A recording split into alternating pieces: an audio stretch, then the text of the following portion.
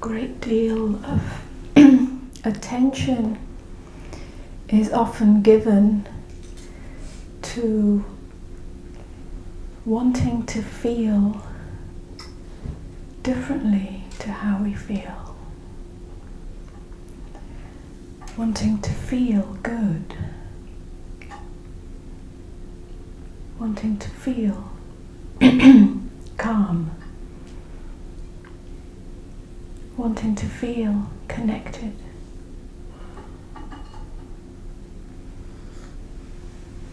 Wanting to feel loved.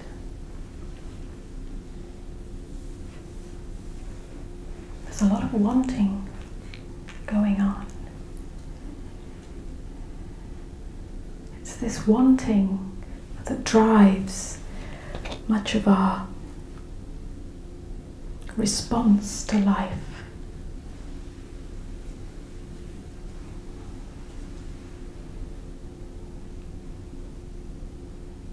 There's nothing wrong with wanting when it's a natural impulse. That natural impulse may be the wanting to quench thirst, or to satisfy belly, or to rest body.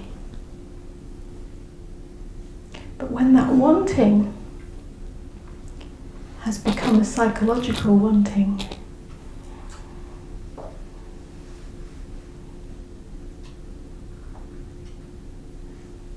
then we are no longer responding to life from our innate naturalness, from our innate intelligence.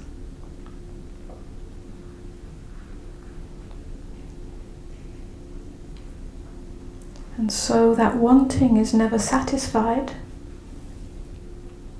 It may be satisfied momentarily, but then the black hole of dissatisfaction reveals itself very quickly, and we're off on the trajectory of wanting again.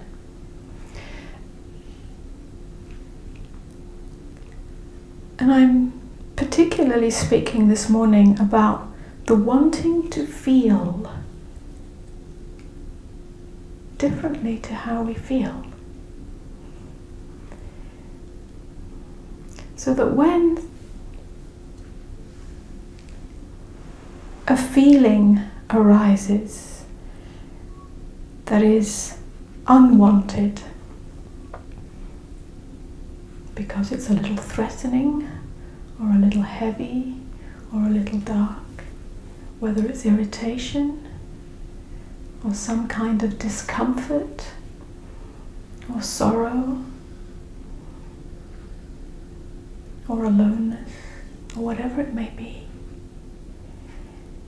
If you look very carefully at your reality, at your experience as it's unfolding, you may discover that there's a lot of attention and energy behind the scenes given to trying to make it different. Trying to push it away, trying to change it, trying to barter with it, trying to bargain with it.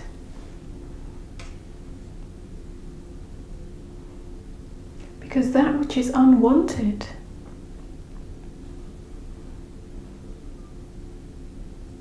threatens to pull the safety net right out from under our feet, so that we have no ground to stand on, the ground of who we think we are, the scaffolding that we have erected, and then believe ourselves to be that scaffolding. When I say scaffolding, I mean all the psychological structures that prevent us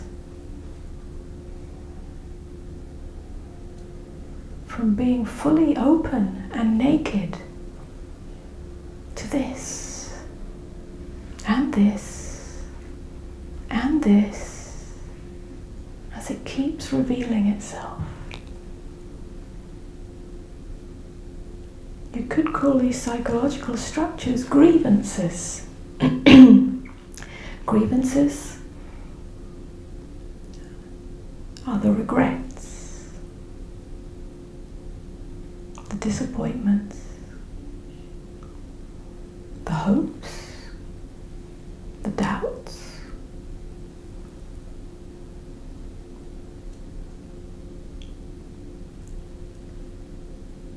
The poor me's, it shouldn't be happening. I shouldn't be feeling like this.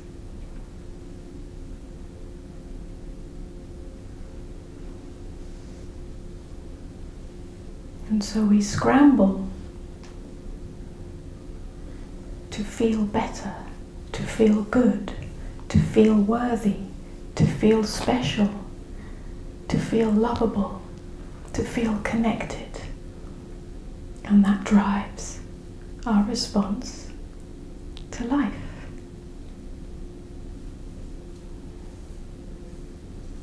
In the end, that's exhausting. So we come to spirituality to find relief from that.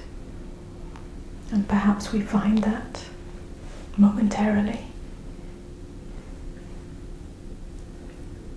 in the silence of meditation, in the time out from our daily lives. In listening to these words.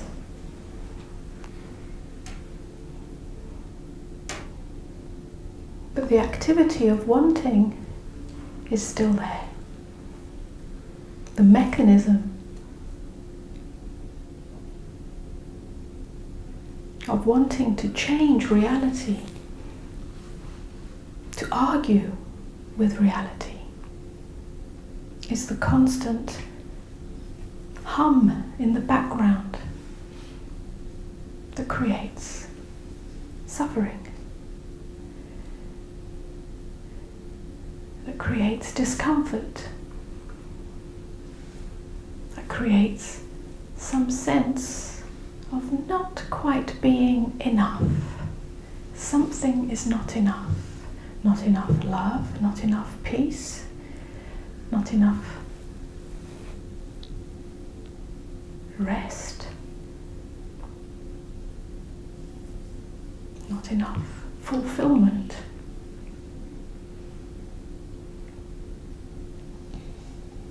So there's this battle going on, the battle between wanting relief from this inner division, from this inner argument that drives us to insanity, and then brings us here to spirituality. And so on the one hand, the desire to find relief from that, the desire to move beyond psychological suffering,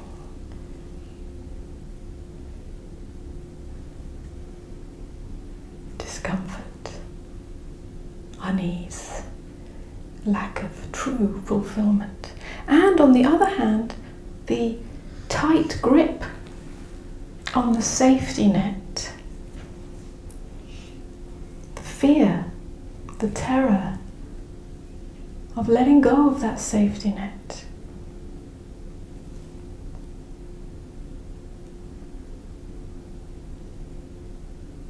Because in letting go of that, there will be a facing of that which is your deepest fear, which is the fear of existential aloneness, of coming face to face with that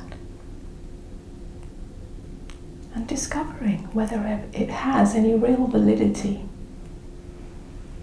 Existential aloneness is the root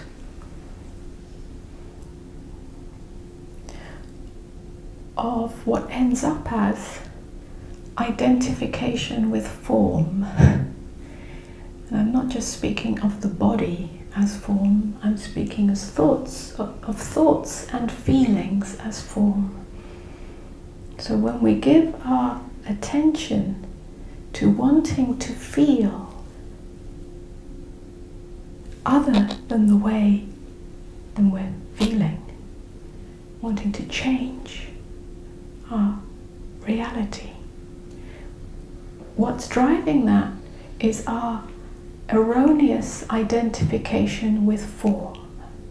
We have invested ourselves in the form of feelings. Feelings are forms that come and go, that rise and fall, that we give a name to, a label to, and in giving it a name and a label, we give it a whole construct, we give it meaning. Sadness means something when we say sadness. Anger means something when we say anger. Irritation means something. Loneliness means something. And so on and so forth. In giving it a label and giving it a construct, we have given it form, and that form has meaning, and then we invest ourselves in that and mistake ourselves for that.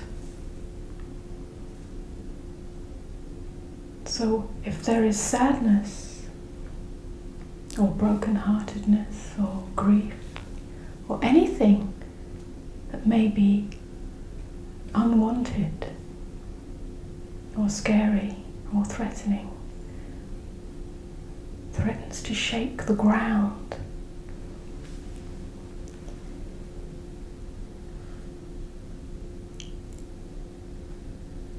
if that is unwanted and we attempt to push that away, to change it, to bargain with it, to fix it,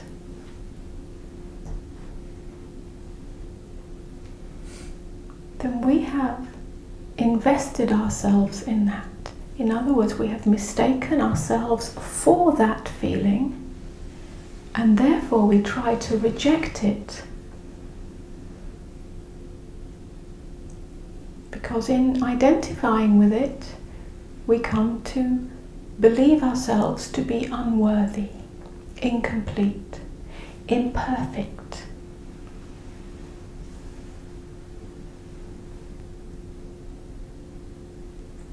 Rejected, unwanted.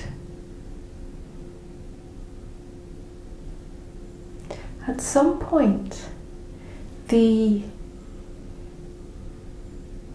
desire for freedom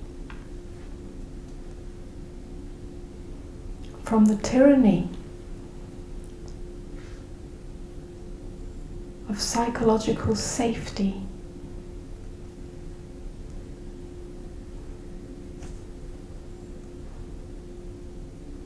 the desire for freedom from that becomes greater than the need for the psychological safety. Then we can start true inquiry. Then we can start telling the truth to ourselves. Then we can allow ourselves to be broken wide open.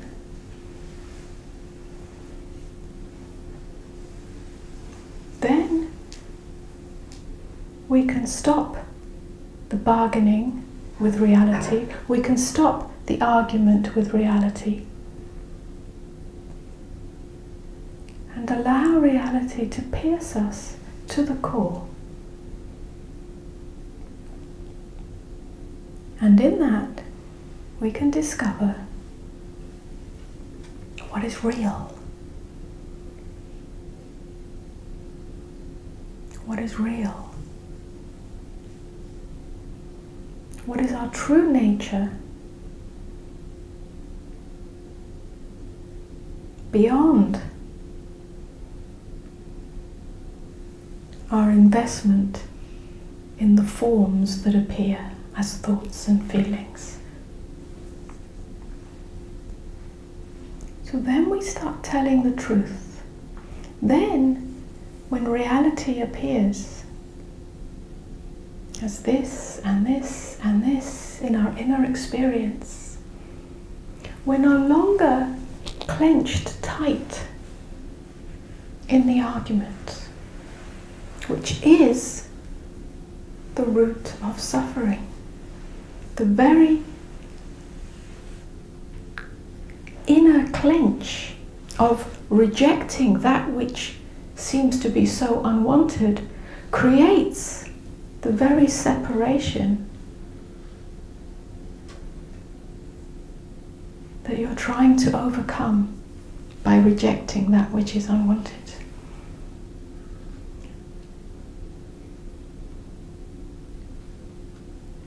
We yearn for true wholeness, fulfillment, peace, love, oneness. Yeah? The oneness of our natural state.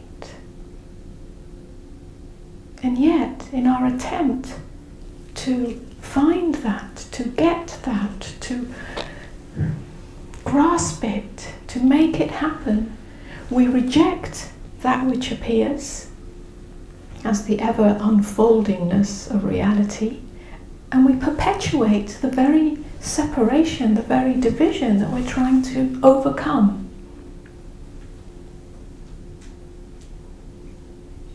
That's the safety net. That clench is the safety net because that's what we've got used to. It's become a habit. It's what we know as who I am. The scaffolding, the protective, defensive structures that we have learnt to protect ourselves from hurt, from pain.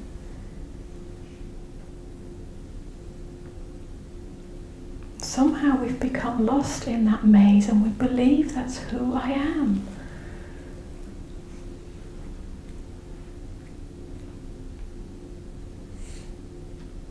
At some point,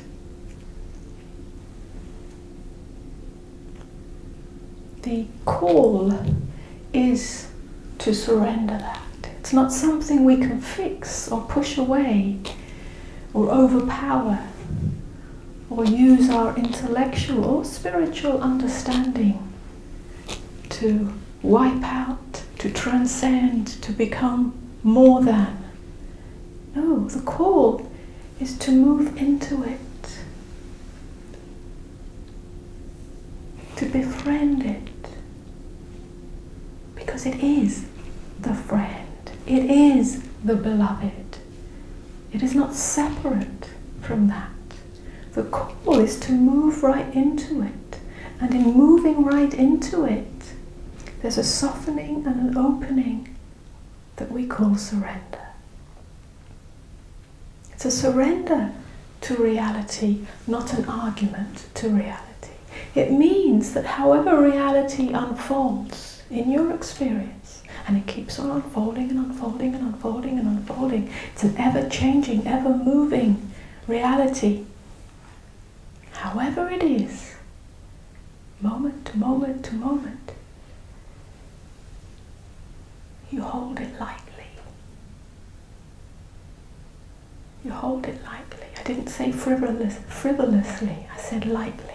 It's like you are the open hand within which reality sits.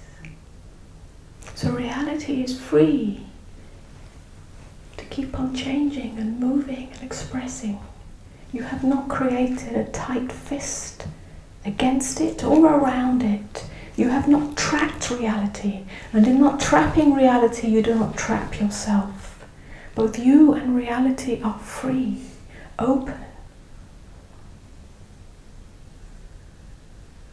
It is held in light.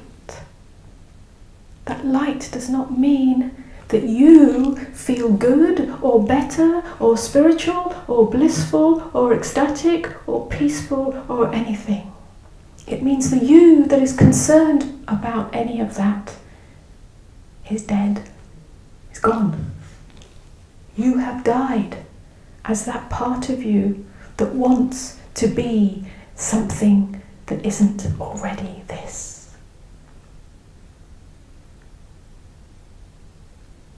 The light is the openness.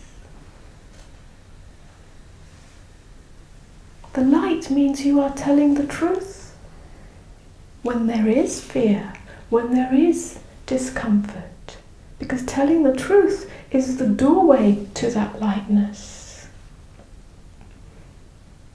The opposite is the clenched fist, and that does not tell the truth. That tells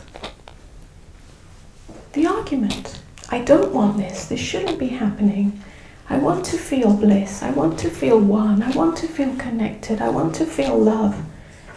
I want, I want, I want, I want. That's the problem. The lightness wants of nothing. It simply holds it in its palm as an open space. In that sense, the separation that is the root of all this, the me and the reality, the life, existence that is doing this to me, dissolves.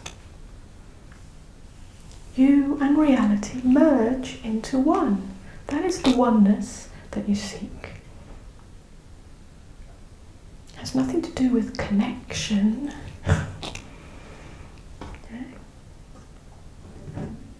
Connection implies a separation.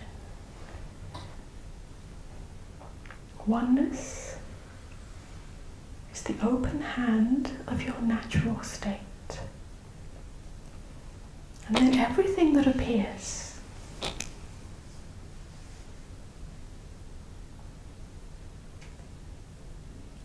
is love in disguise, is light in disguise.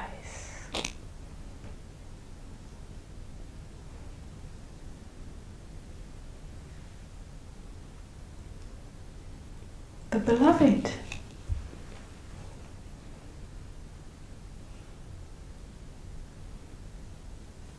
love, God, oneness, however we want to name it, and the names are misleading, is not outside of anything that you already experience. It's the inside of the inside of the inside of that which is already here. That's how loving life is. It never withholds anything from you. In your darkest place, in the most painful place, in the most wounded place, is the love and oneness that you seek, not outside.